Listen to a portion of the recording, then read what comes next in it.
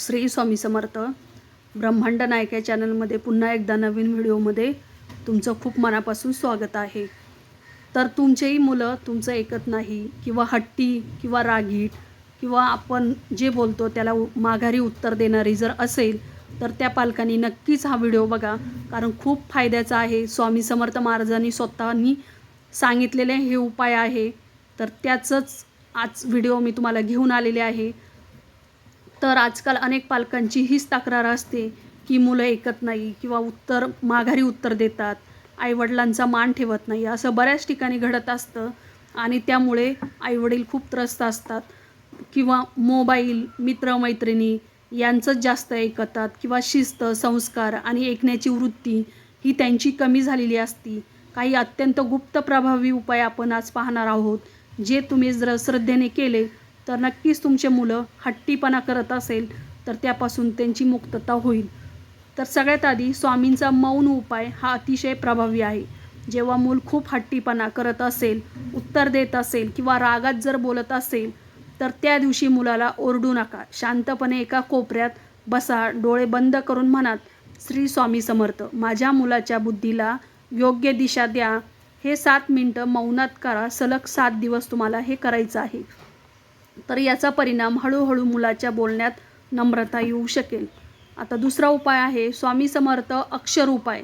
जसं की रविवारी सकाळी पांढऱ्या कागदावरती लाल पेनाने श्री स्वामी समर्थ असे 11 वेळा लिहायचे आहे आणि तो कागद मुलाच्या उशीखाली झोपताना ठेवायचा आणि हा कागद ठेवल्यानंतर कुणालाही सांगायचं नाही. तर याचा परिणाम तुम्हाला असा होईल की मुलाचे मन हे शांत होईल आणि चिडचिडेपणा हा कमी होईल. आता 3 नंबरचा उपाय आहे पाण्याचा उपाय. आता आईने हा उपाय करायचा आहे. तर सकाळी लवकर उठल्यावर एका तांब्यात पाणी घ्यायचं, त्यावर 9 वेळा मनात श्री स्वामी समर्थ म्हणायचा आणि तेच पाणी मुलाला पिण्यासाठी द्यायचं आहे. तर त्याचा परिणाम आईचं म्हणणं हे मुलाच्या मनात खरोखर खोलवरती बसेल आणि तो आईचं ऐकायला लागेल.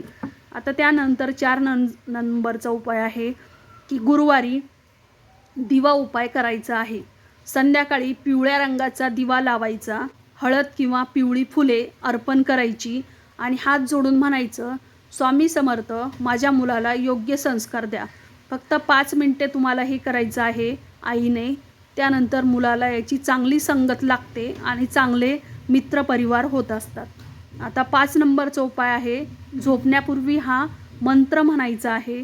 तर मूल झोपल्यानंतर त्याच्या डोक्याजवळ बसून 11 वेळा मनात श्री स्वामी समर्थ डोक्यावर हात ठेवून म्हणायचा आणि बघायचं की मुलाच्या मनातील जे नकारात्मक विचार असतात तर ते काही दिवसांनी कमी कमी होत जातात. त्यानंतरचा 6वा उपाय आहे नारळाचा, जो हट्टीपणासाठी असेल.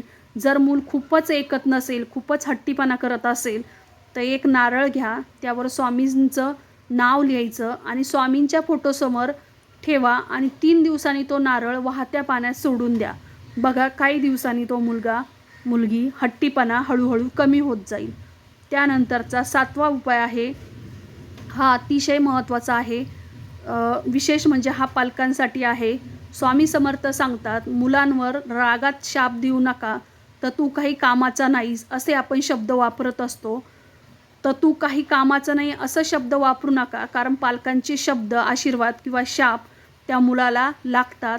म्हणून असं आपण निगेटिव्ह मुलांना कधीही बोलायचं नसतं. त्यानंतर 8 नंबरचा उपाय आहे झाडांचा आशीर्वाद. आता मंगळवार किंवा गुरुवार कोणत्याही झाडाजवळ उभे राहायचे डोळे बंद करून आणि श्री स्वामी समर्थ, माझ्या मुलाच्या मनातील हट्टीपणा काढून टाका. झाडाला हलकेसे स्पर्श करायचं आणि 5 मिनिटे शांत उभं राहायचं. परिणाम तुमच्या मनातील जे तणाव असतो तर तो कमी होत असतो आणि मुलं शांत होत असतात. त्यानंतर 9 नंबरचा उपाय आहे तो म्हणजे मिठाचा. नकारात्मकतेसाठी आहे हा. तर शुक्रवारी रात्री एका वाटीत खडे मीठ घ्यायचं, ते मुलाच्या खोलीत ठेवायचं एका वाटीमध्ये भरून आणि सकाळी ते मीठ पाण्यात विरघळून टाकून द्यायचं किंवा बाथरूममध्ये फ्लश करायचं. त्यामुळे मुलावरचा नकारात्मक जो प्रभाव आहे तर तो दूर होत असतो. त्यानंतर 10 नंबरचा उपाय आहे नाव जप करायचा. हा अत्यंत प्रभावी उपाय आहे. एक पांढरा कागद घ्या, त्यावर मुलांचं पूर्ण नाव लिहा नावाच्या खाली श्री स्वामी समर्थ असं लिहा आणि 11 वेळा मनात हा जप करायचा आहे आणि कागद तो देवघरात ठेवा. तर याचा परिणाम मुलाच्या वागण्यात सकारात्मक बदल घडवून आणत असतो. त्यानंतरचा 11 नंबरचा उपाय आहे गुरुवारी गूळ चणा उपाय गुरुवारी करायचा आहे. गूळ आणि चणे घ्यायचे आणि स्वामींच्या फोटोसमोर ठेवायचे आणि 5 मिनिटं ते मुलाला खायला द्यायचे. त्यामुळे मुलाचं मन हे गोड होत असतं आणि त्याचा जो राग आहे तर तो कमी होतो.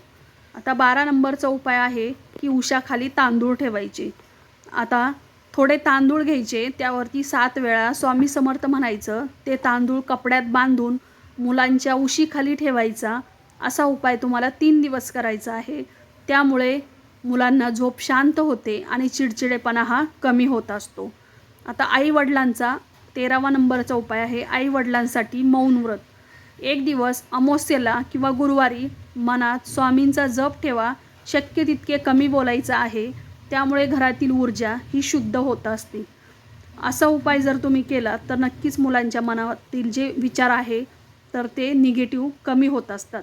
आता स्वामींचा 14वा नंबरचा उपाय आहे तो म्हणजे पाण्याचा. स्वामींच्या फोटोवर पाणी शिंपडा. ते पाणी एका वाटीत घ्या. घरात 4 कोपऱ्यात शिंपडायचं. त्यामुळे तुमच्या घरातील ताणतणाव हा कमी होत असतो. तर पालकांसाठी स्वामींचा गुप्त संदेश म्हणजे मुलांना घडवायचे असेल तर आधी पालकांनी शांत व्हावे. रागाने नाही किंवा मारहाणीने नाही तर श्रद्धा आणि संयमानेच मुलांना आपण घडवू शकतो. निष्कर्ष एवढाच की हट्टीपणा कमी होतो, मुलं ऐकायला लागतात आणि घरात समाधान आणि शांतता होते. हे उपाय 7 ते 21 दिवस जर तुम्ही निष्ठेने जर केले तर स्वामी समर्थांचे वचन म्हणजे श्रद्धा ठेवणाऱ्याच्या घरातील अशांतता स्वामी नेहमीच दूर करत असतात. जर हे उपाय श्रद्धेने आणि सातत्याने केले तर मुलं ऐकायला लागतात, संस्कार वाढतात, घरात शांतता येते आणि स्वामींचा आशीर्वाद आपल्या मुलांवरती नक्कीच असतो. तर नक्कीच तुमच्या मुलांसाठी हे उपाय करा. बघा मुलांमध्ये खूप चांगले बदल घडून आणतात. श्री स्वामी समर्थ.